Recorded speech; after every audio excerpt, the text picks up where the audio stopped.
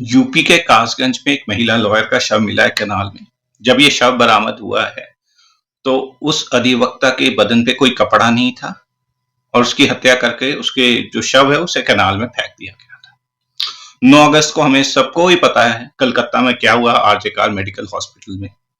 और उसको लेकर जब प्रोटेस्ट चल रही थी अभी 3-4 दिन पहले ही एक 17 साल की लड़की थी जो एक जगह पे प्रोटेस्ट को लीड कर रही थी। 2 शराबी लोग वहां पे आते हैं, उसके हाथ से बैनर छीनने की कोशिश करते हैं, धक्का मुक्की करते हैं, उस लड़की का हाथ तोड़ देते हैं। तो ये है हमारा देश और हमारा देश किस दिशा में जा रहा है हमारे सामने नजर आ रहा है। दोस्तों, मेरा नाम है अमित महाजन और मैं आपका अपने channel lemon history and geopolitics पे स्वागत करता हूं। दोस्तों, आज जिस विषय पे मैं बात करना चाहूंगा वो विषय पॉलिटिक्स से रिलेटेड भी नहीं है, हिस्ट्री से रिलेटेड भी नहीं है। ये विषय है हमारी बहू बेटियों की, बहनों की सुरक्षा को लेकर। और ये व्यथा है एक नागरिक की जो विचलित हो जाता है ये सब होता देखकर और अंत में उसे लगता है कि वो सिर्फ बात ही कर सकता है, उसके अलावा कुछ नहीं कर सकता।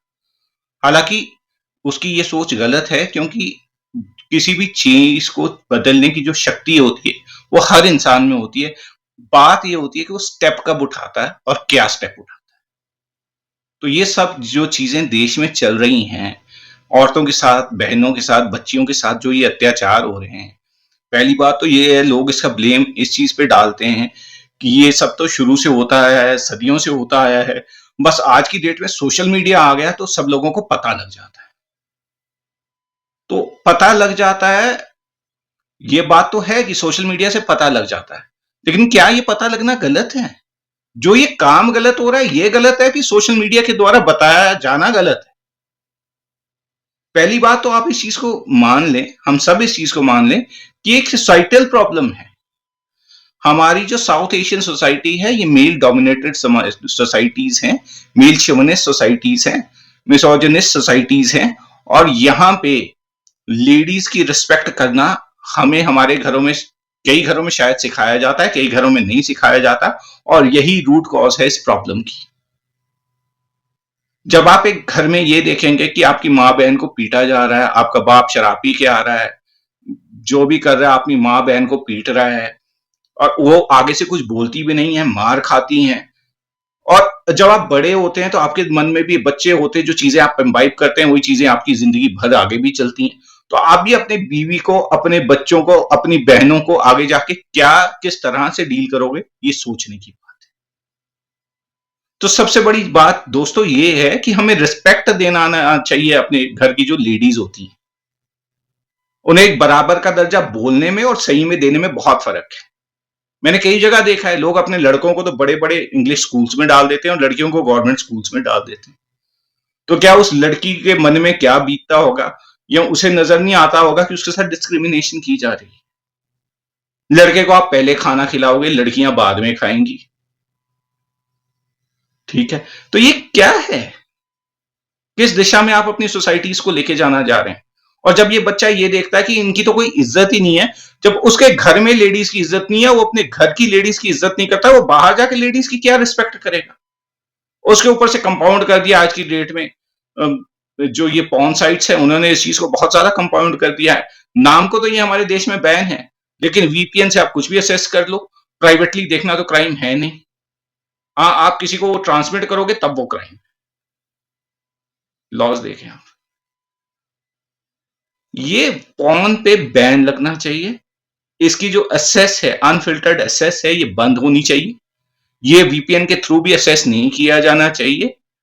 और बच्चों को सिखाना चाहिए घर पे बैठे ही कि आपकी सोसाइटी में आपकी माँ बहनों की रिस्पेक्ट क्या होती है। जब वो बच्चा छोटे होते से देखेगा ना कि मेरी माँ की इज्जत है, मेरी माँ बहन घर में बराबर की भागीदार है, घर के जो डिसीजन है वो माँ बाप मिलके लेते हैं, सिर्फ बाप की नहीं चलती, और मेरी माँ आधार है हमारे घर का, तो वो खुद ही लोग अपनी लेडीज की, जो आगे जाके अपनी जिंदगी में आने वाली लेडीज हैं या बाहर की लेडीज हैं, उनकी रिस्पेक्ट करना सीखेगा।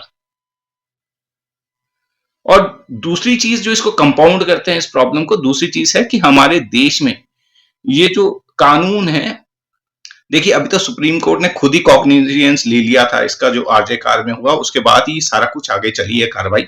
उससे पहले तो स्टेट गवर्नमेंट शायद इस चीज को उस तरीके से ले नहीं पा रही थी जिस हिसाब से लेना चाहिए था।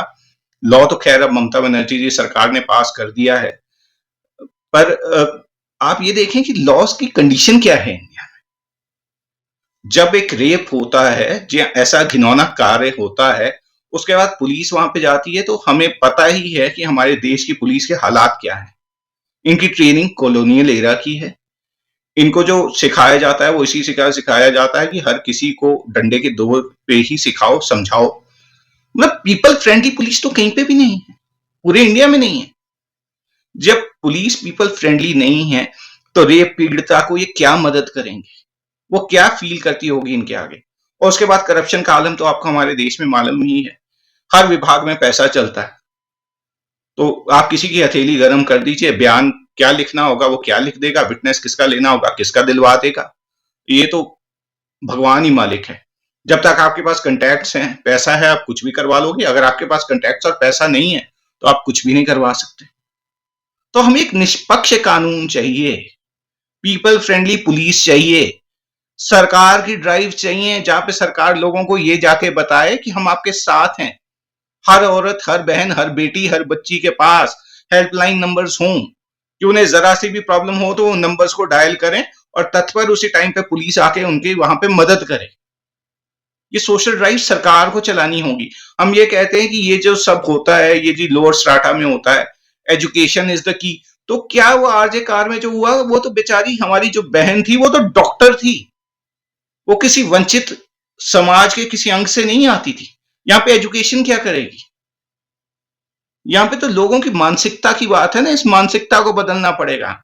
इन लोगों को समझाना पड़ेगा कि औरत की भी रिस्पेक्ट होती है, औरत भी बराबर की हकदार है।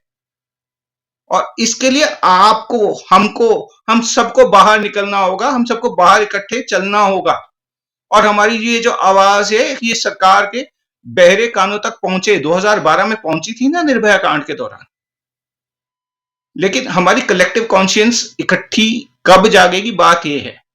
तब तो जागी थी और सरकार को कदम लेने पड़े थे, लेकिन अब कब जागेगी, हम क्या करेंगे। इसके लिए हम सबको बाहर निकलना है, बाहर चल के बात करनी है, सरकार को सुनाना है कि आप ऐसे लॉज बनाएं, ऐसे फ्रेम करें, जस्टिस दीजिए। जस्टिस डिलेड कहते हैं ना, जो आपका जस्टिस डिलेड इज इनजस्टिस जो भी होता है, तो जस्टिस टाइम बाउंड हो, पीपल फ्रेंडली पुलिस हो, सरकार की ड्राइव्स हो, और वुमेन फ्रेंडली एनवायरमेंट्स भी बनाए वर्क प्लेसेस पे और बाहर पे भी।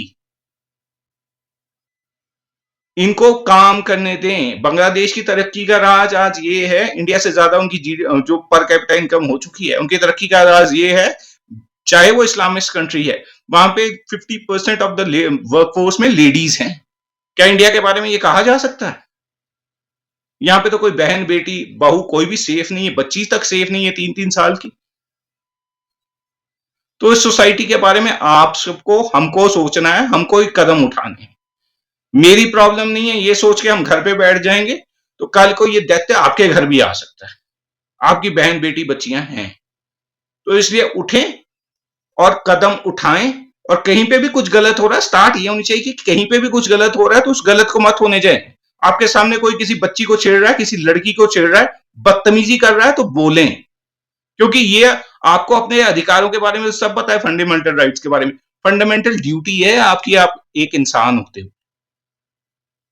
तो इंसान के तौर पे इन बहन बेटियों की, जो आपकी भी बहन बेटियां हैं, इनके लिए आवाज उठाएं, इनकी सिक्योरिटी के लिए काम करें। और देश की जो सरकारें आती हैं, सरकारें तो आनी जानी है, आज किसी पार्टी की, कल किसी पार्टी की, उन्हें सुनाएं कि ये कितनी ज्यादा जरूरी चीज है। इसी के साथ आज का अपना टॉपिक खत्म करना चाहूंगा। धन्यवाद।